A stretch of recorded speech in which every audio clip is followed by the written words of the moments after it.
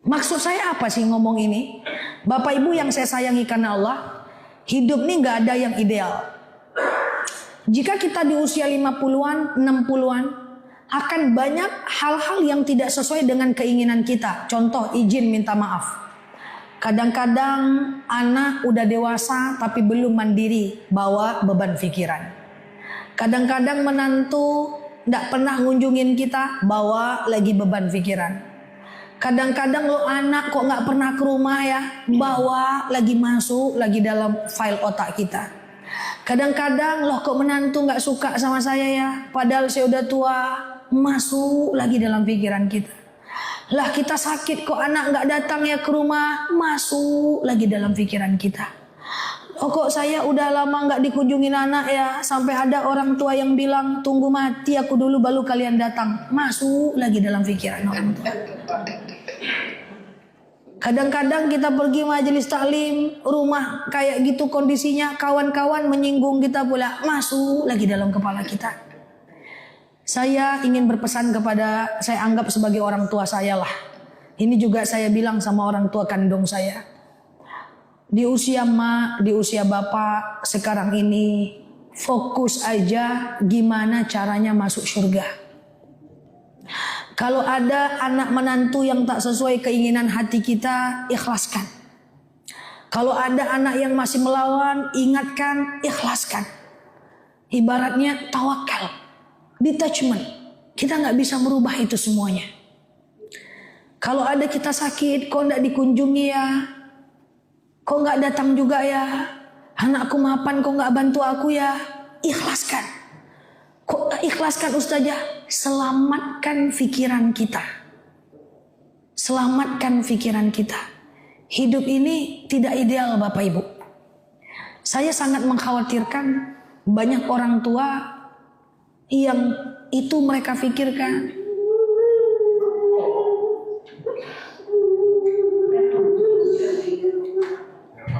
Nggak apa-apa Bu. Iya.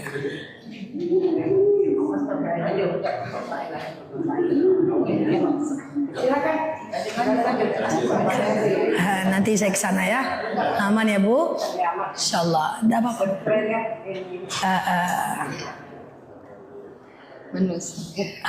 Ya, sabar ya. Aman ya Bu? Oke. Ikhlaskan. Itu karena kalau kita simpan Bu, itu ibarat file yang ada dalam handphone. Nggak penting kita simpan dalam-dalam. Ujung-ujungnya apa? Saya khawatir sekali. Ibu jadi nggak tenang. Ibu risau, menung-menung, ingat itu semua. Yang paling saya takutkan kepada orang tua, termasuk mungkin orang tua saya atau ibu semua yang saya anggap sebagai orang tua saya. Akhirnya apa? Ibu-ibu ibadahnya jadi nggak fokus. Ibu-ibu jadi nggak fokus sholatnya, jadi nggak fokus majelis taklimnya. Akhirnya pikiran kita jadi terganggu. Nah, yang saya pengen pesan saya itu yang pertama Bu. Akan banyak hal di luar kondisi kita. Kira-kira Bapak Ibu bisa mengikhlaskan itu semua? Kira-kira Bapak Ibu bisa ikhlaskan itu semua? Bu, saya selalu bilang kepada jemaah yang orang tua, apapun kondisi anak kita, menantu kita, saya izin minta maaf. Paksakan diri tetap ridhoi mereka ya. Karena kalau karena sikap mereka kita nggak ridho, kita udah mau meninggal Bapak Ibu. Kalau kita nggak ridho, sengsara hidup mereka pasti Bapak Ibu. Ridullah ridul walidain, suhtullah suhtil walidain. Ridho Allah itu bergantung kepada ridhoan ibu-ibu dan bapak-bapak. Yang saya khawatirkan ketika anak Bapak Ibu tidak sesuai dengan apa yang kita inginkan, dia durhaka, nggak pernah datang, melawan, nggak perhatian, kita marah, kita nggak ridho, sengsara mereka. Jadi itu yang saya khawatirkan Bapak Ibu. Jadi nggak apa-apa kalau ibu ada yang menangis, maafin saya. Insya Allah yang saya sampaikan ini Saya rasa ini penting karena sekali-sekali kita bertemu. Sehingga ibu-ibu yang udah di usia 60-an, 50-an itu bisa lebih tenang. Yang nggak penting itu dikeluarkan. Wah, yang ujian-ujian hidup tuh keluarkan semua dari handphone kita, dari kepala kita. Lalu kita akan lebih tenang. Kalau kita lebih tenang, insya Allah kan kita sebenarnya hidup bisa ya Bapak Ibu ya. Kita kadang-kadang juga nggak berharap anak ya Bapak Ibu ya. Kita masih ada uang secukupnya. Entah kita punya uang pensiun, entah dari kontrakan kita cukup ya.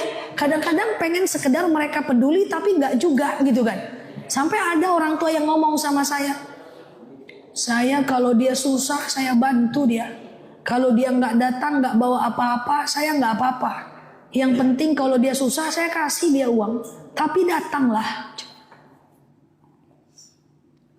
Yang lebih saya sedih lagi, kejadian asli dari jemaah saya. Bapak itu orangnya terbelakang banget. Handphone nggak ngerti, handphone zaman dahulu.